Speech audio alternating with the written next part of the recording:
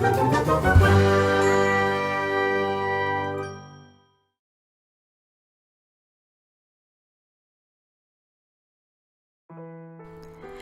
everyone! I've been enjoying painting my Snowman of the Old Masters series so much that I've been wanting to paint more miniature acrylic paintings. And one of my favorite subjects to paint is flowers. And I've got two favorite flowers that I love to paint. One is roses. They're not necessarily my favorite flowers, but I think they're a lot of fun to paint. And the other one is Plumeria, and those are actually my favorite flowers. They are also fun to paint, and it smells so good, but that you can't really tell with a painting. So while I painted a few of my snowmen of the old masters, I started gaining some confidence with acrylic paint, and I thought that it would be fun and easy to paint my Plumerias. However, I guess it's because I went back to my original style, which is mostly realism.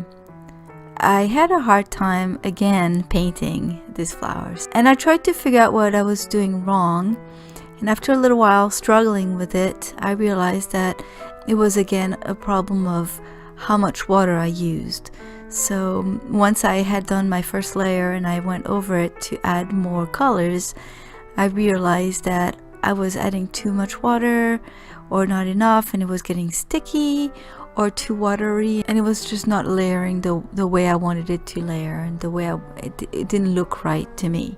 But luckily I was able to remove some of the paint because it was not quite dry yet. So with just a wet brush I would just rub the area that I wanted to remove and clean it up with a paper towel. So that worked well that way. And then I decided to stop rushing and do one petal at a time, and that helped because when I wanted to add more layers, the paint that I had previously laid down was not dry yet, so I was able to blend them a little bit better. So I figured out after a while how to do that.